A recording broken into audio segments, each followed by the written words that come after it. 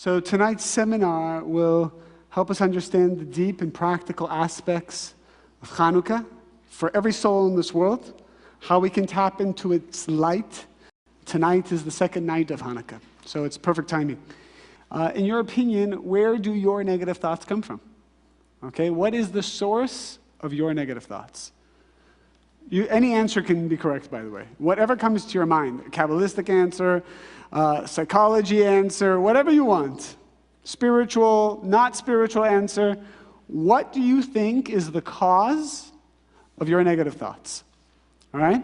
Imagine you wake up in the morning, you feel great. Things are good. You feel wonderful.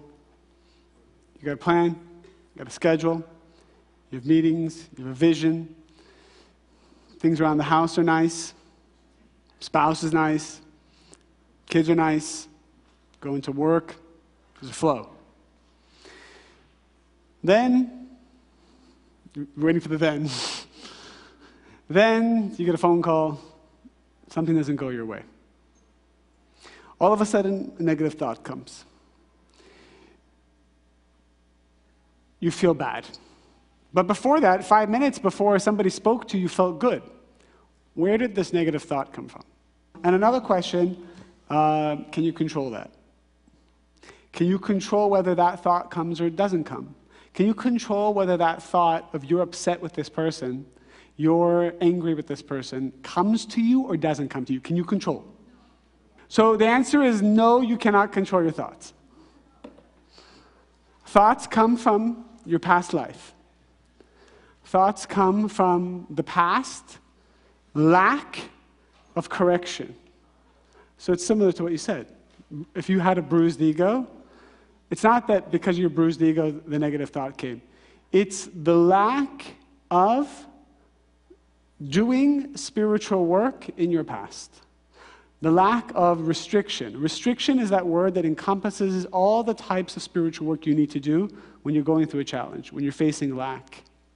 Restriction for some people can mean letting go. Restriction for some people can mean holding on. Restriction for some people can mean working harder. Restriction for some people means stop being addicted to your work. So restriction for us means that which is going against my need for instant gratification. Some people get instant gratification by working a lot. Remember that. Some people get instant gratification. Like for them to not work, it's they suffer. And then there's some people that if they have to work, they suffer. So restriction is relative to each one of us. We have to know that our thoughts are robotic. You cannot control them. They come because of the past. And the Rav shares that until you know that, you don't stand the chance of actually overcoming it. So your thoughts are not your fault, technically. They are from the past, because the past wasn't fixed, but then the thought comes. What you do afterwards is where your free will comes in. Now, restriction happens on two levels. In Kabbalah, there's the human body is actually a spiritual map.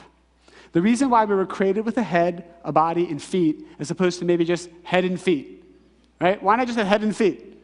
Why like this is the structure? Because it follows a spiritual realm. The body also correlates to 10 dimensions. The upper 3 dimensions are the head. The 6 dimensions after that are the body. And then the lowest dimension, which is called Malchut, the 10th dimension, are the feet. Spiritually speaking, it's divided like this. The head, which is called the Rosh, it's good to know the Hebrew term, the Rosh. The body is called the Toch, and the feet is called the Sof. It's the place of manifestation. Okay? A person always goes through the challenge first in the level of the mind. The mind is where the spiritual work begins. So you may leave tonight's class thinking, wow, I'm inspired, I have a desire to overcome my challenges and not fall into the same trap, right? You're going to leave in your mind willing to do restriction. In your mind, you've done the spiritual work. You have happiness, you have certainty. It's amazing. But what's the real challenge for all of us? We're all resolved in our mind what we're going to do. We're going to be givers. We're not going to fall in the same traps. When I'm tested again with that one addiction, I know I'm going to be compassionate. I'm going to pause. I'm going to do the whole thing. In our mind, we get excited about that. It's Kabbalah 1, right? Why is everyone so excited in Kabbalah 1? Because it's only in the mind. People leave the first class, wow, I'm so excited about life. I'm going to go out there, I'm going to dominate. I'm just going to be the dominator. I'm going to pass every test. Now I know the secrets. In my mind, I'm ready and I'm resolved. So then when the light goes through its manifestation process, it goes to the body. The body is like the actual test. Everyone then has to face the actual test physically of what they resolved in their mind. You follow? That's where it gets tricky. Because what do you actually feel when it comes to that body level? You will always feel like you don't want to do the work. Anybody who feels like they want to do the work is not being tested. That's the catch. You know you're being tested when you don't want to do the work. Correction means I go from dark to light. I go from something I don't want to do to making it something I want to do. And this also is something we need to know, because sometimes we get confused about what restriction is or what spiritual work is. At the moment of a test, you must know that the body is not going to agree with the test. The body is going to look for its old way out. Now, how am I relating this to Hanukkah and to the energy that we're experiencing now? The Kabbalists explain that the way our calendar year is designed is that the Creator created unique balances of energy throughout the year. So certain days bring certain lights. Since the beginning of time, for example, Passover, even though it was an event that happened in Egypt some 3,000 years ago, we don't celebrate what happened in Egypt. We celebrate the fact that on that day that the Israelites left Egypt, which means we leave our Satan, that energy, that strength existed on that day since creation. That day is the 15th of Aries. That energy is there. The Israelites just found a way to tap into it on that day. Hanukkah is about a story that happened some 2,200 years ago. The basic story, the Israelites, the good guys, faced the Greeks, the bad guys. The Greeks wanted to control the thoughts and minds and rituals and energies of the Israelites, so they fought. The Israelites were few and the Greeks were many. And what happened? The Israelites won. Once they won, they took back their temple, which was destroyed. They purified it of all the negativity that the Greeks had injected into it, because we know that everything has energy, and their temple, the holy temple, drew a very powerful light. And part of drawing the energy for the whole temple was a menorah. And that menorah had to be lit physically to draw spiritual light. They found one vial of oil, which was enough scientifically to last for one day, and it lasted 8 days. So now, ever since then, we light physically this menorah to draw this spiritual light. But the question is, before the whole fight between the Greeks and the Israelites, did the light of Hanukkah, what is the light of Hanukkah? It's the light of doing the work that's hard for you. It's that moment, that caption, that frame where you don't want to do. Not only do you not want to do, you're not even conscious that you don't want to do it. You're totally controlled by your program that happens over and over and over again. It's so hard to, at that moment, be the light, because we become so blind. We're excited about that moment when we're here together. But when that moment comes, we forget. Everything goes to become deleted. So Hanukkah is that light that penetrates through those moments. The Creator said, yeah, I know how hard it is. I know how hard it is to change and to have everything. The Creator promises us that if we truly change, everything is waiting for us, endless. And the Creator said, I also know how hard it is. So I created the game with tools to draw the light. Now, if a person doesn't light the candles of Hanukkah, can they still receive the energy of Hanukkah? Yes or no? Can they still receive the energy of Passover or Rosh Hashanah or the Sabbath, which is every Friday night to Saturday night? Does that light exist in the whole world for everyone? Yes or no? Yes. It does. So why do I need to light candles? Notice how everything has a spiritual energy and a physical action. Everything. In Kabbalah, so why would the Kabbalists burden us with these mundane physical things? And it's important to know that the reason why we have rituals that have been distorted, but we have these rituals, is because in the same way we need light for the mind and then light for the body. It's two different tests. You have tests on the mind and you have tests on the body level, spiritually. So the Kabbalists always said you have to know the consciousness, which is what we learn at the Kabbalah Center. We're very good at teaching the consciousness and learning the consciousness behind things. But of course, Satan wants to delete that too. He makes things robotic. He makes the consciousness lose its flavor. In the beginning, it tastes so good. Later, when you chew the same gum, it loses its flavor, right?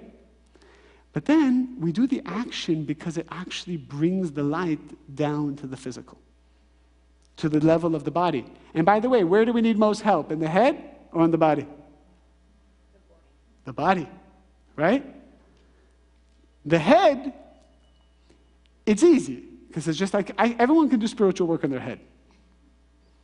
The body, everyone can talk a good talk, right? I will do everything. Everything you want me to do, I will do. You know, until you hurt me, until I'm not in the mood, until I'm too tired, until I had a bad day, until. So it's easy. It's easy for all of us to just be spiritual when we're not being tested. I love listening to single men and how spiritual they are. You know, so I was talking to one recently, and I said, yeah, you're spiritual because and you can say what you're going to do in a relationship when you have one. But then when the relationship comes, it's nothing that you can actually prepare for because the relationship is there to test the body consciousness, that gap that everything just becomes confusing. So the reason why we also light, and the lighting is physical and important, and if we're not lighting, if you don't know how to light yet, it's obviously not too late. I would get a small $15 menorah, and it's easy to light with these wicks and the oil. Because that physical action, we need to meditate when we light, is I'm drawing the unique light of that day from the upper worlds, which the gates are open, down. And that's why, I don't know if you saw when Daniel was lighting, the Rav wouldn't just light like this. The Rav would raise the flame and draw it down. Because you're drawing it from the upper worlds to the lower worlds. And you're meditating that you're drawing it from your consciousness down through your entire essence. So that light not only will protect you in the mind for the coming year, but that light will protect you when you actually have the test physically, which is the body. Does that make sense? And it's so powerful because it does work. Some people kind of brush off the rituals and say, when I have time, I'll just learn about it. The sages in their infinite wisdom basically just said, look, if you want the strength to be like God, this is the recipe. You can leave it out. It's not bad if you don't do it, but it's about having the spiritual strength. Some people think that just by lighting the menorah, now their life is going to be good. That's not how it works. You will have the strength to make your life good. Life can only become good when you pass your tests. That's it. I had a person call me recently and say, someone I hadn't spoken to for many years. And they said, nothing I do, everything I seem to do, I seem to fail, especially in relationships. And you knew me way back when. Can you give me a message? My therapist said I should call you. So I said, well, what do you want? He's like, I really want to be, real. I want to be in a real relationship. I really want to work it out. So I don't know why I asked him. I said, well, what's your main test? And then he says a bunch of stuff that is not accurate. So, well, I need to be a better this and a better that and a better this. I said, do you do negative things in that area of relationship and love? I said, do you have like a dark side in that area? There's just a pause.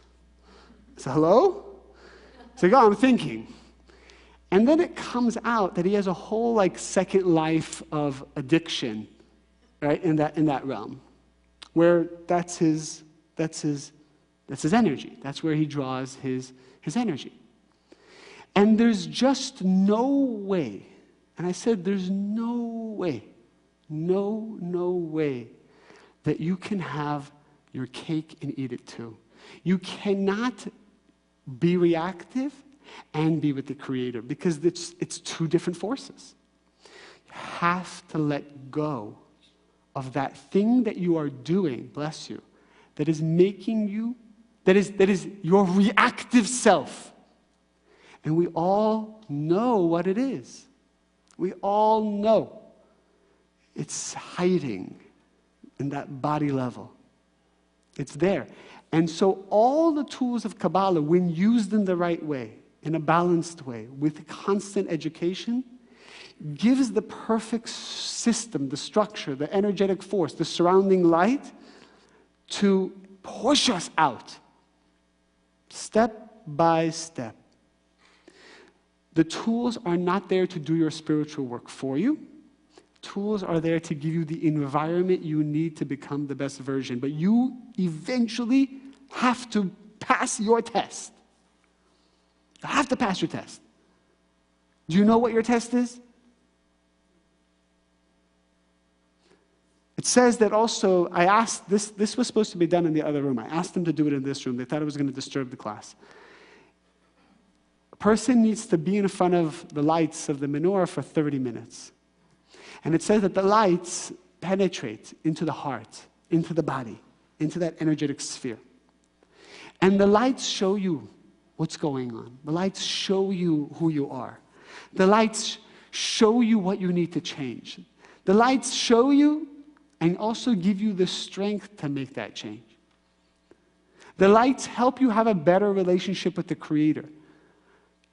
The lights give you a surrounding energy to protect you.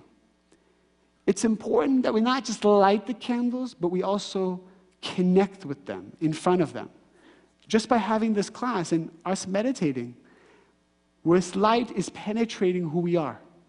So it is a point of consciousness that no matter how hard you've worked, don't fall into the trap of now think. We have to be careful that we don't get bribed by our own results. So what happens is oftentimes we leave the residue. So a very intense situation has to come that's very magnified to wake us up to fix that last bit. So it's like, wait a minute, I don't deserve that. Look how much work I did. Yeah, but it's the only thing that will wake us up. When we meet people who reflect our negative qualities, or they trigger our negative qualities, why is it that what they're reflecting looks 10,000 times bigger than what I actually have? Isn't that what it is?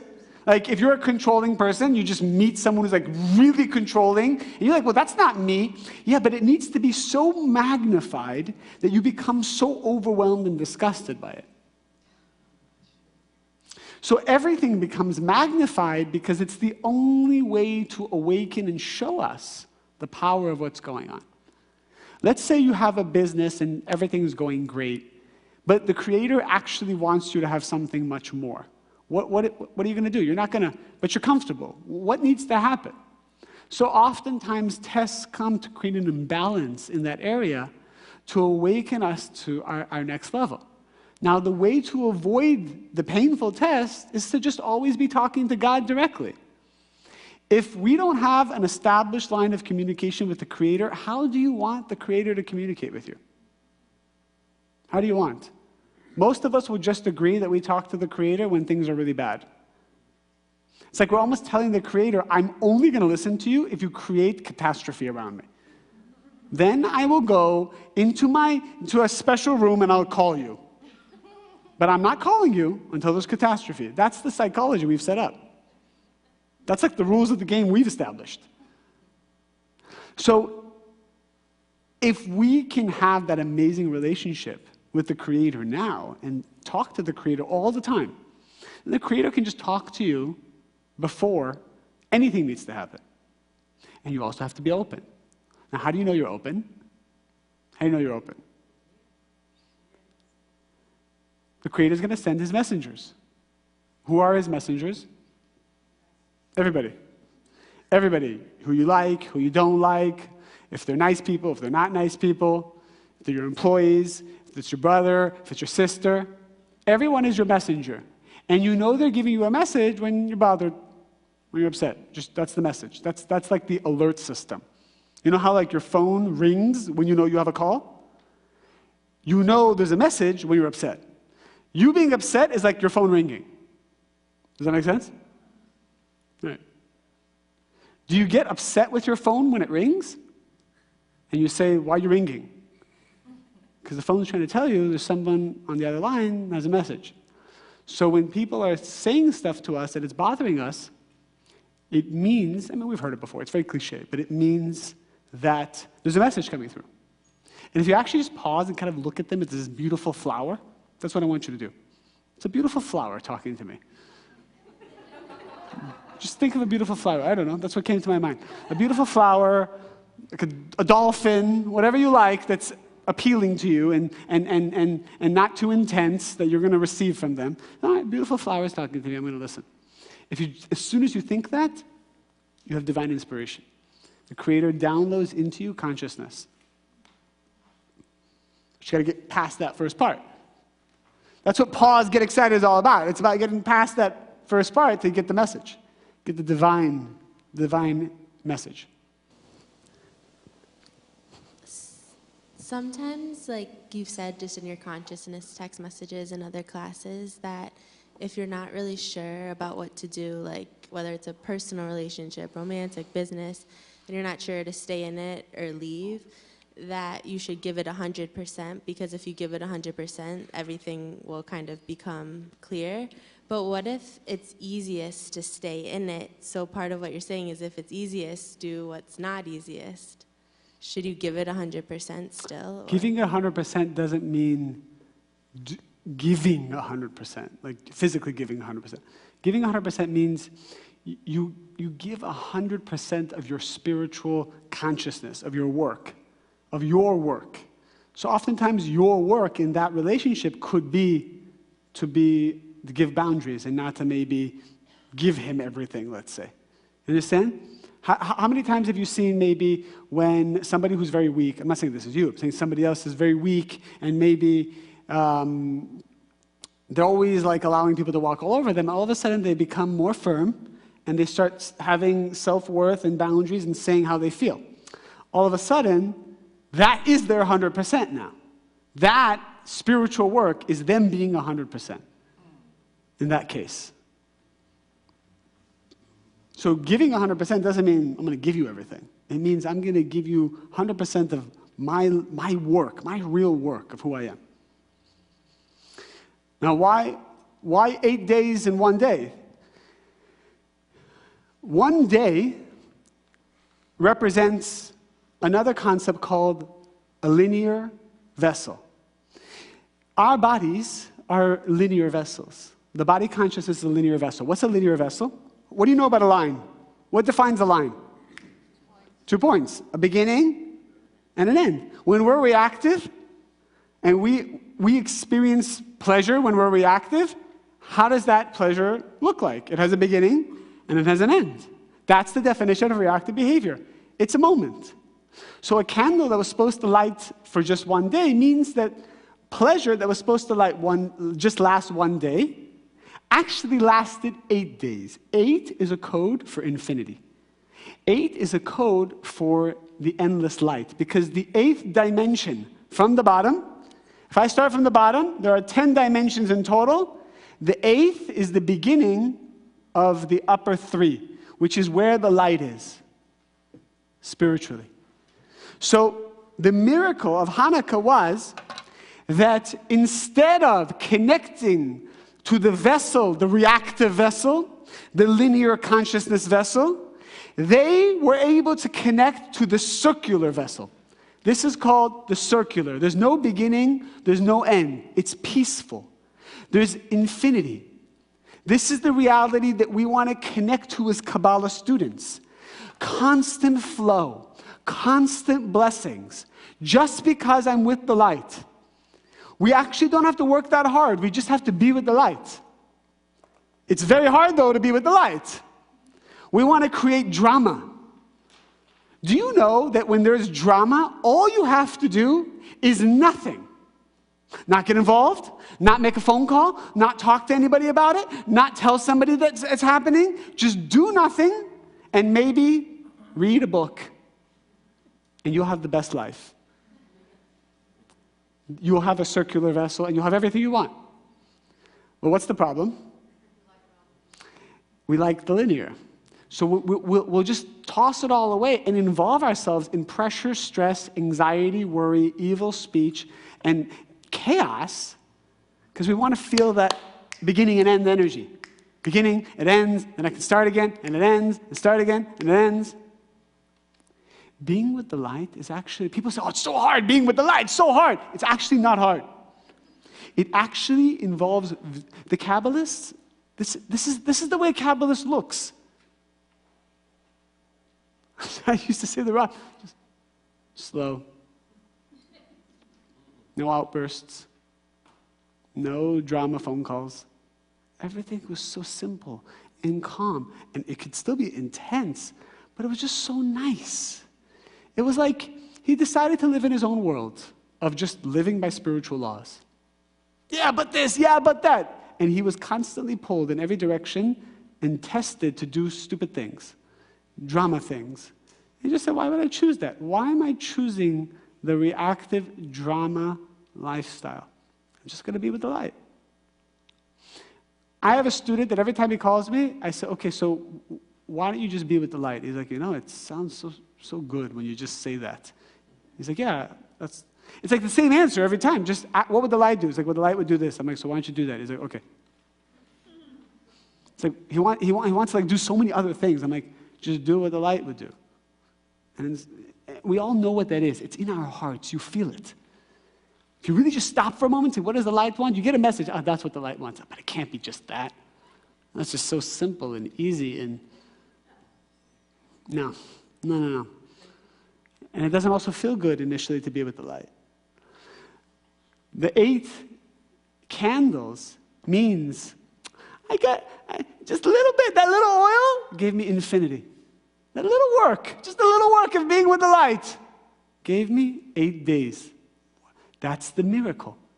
The miracle is you don't have to work that hard to have an amazing life. We work so hard to create a chaotic life. And then we have to work even harder to try to fix it. Just got to be simple. Y'all know what I'm talking about? Simple? Just got to be simple. It sounds so good, and we feel it in our mind. We're like, yes, I'm going to be simple, I'm going to be simple. 10 minutes. As soon as you leave those doors, 10 minutes. Give it 10 minutes before it gets here. Something is going to complicate your life. It's going to get so complicated. No. Just going to be with the light. Watch what happens. Everything's going to work out. But even that, we don't actually, even that sometimes well, I don't want it just to work out. I want to get in the game. I want to get in the game. Call people. Let's call people. Let's get in the game. Right? We like the action. We don't want a good life. We want action. We love the action. However, even though it sounds boring, it's not going to be boring because the light's going to make sure you know that it's worth it. The light's going to make it worth it for you. The way you light it is you start with the candle of the day. So today is the second day. This was the first day. This is the second day. So you light the candle of the day. Then you go back to yesterday's candle. And then you light this one candle here. It's shamash.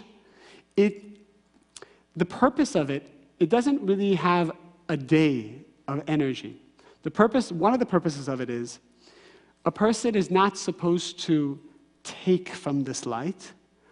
They're supposed to allow the light to share with them. So, for example, it says that if you're in a dark room, this is just a practical thing.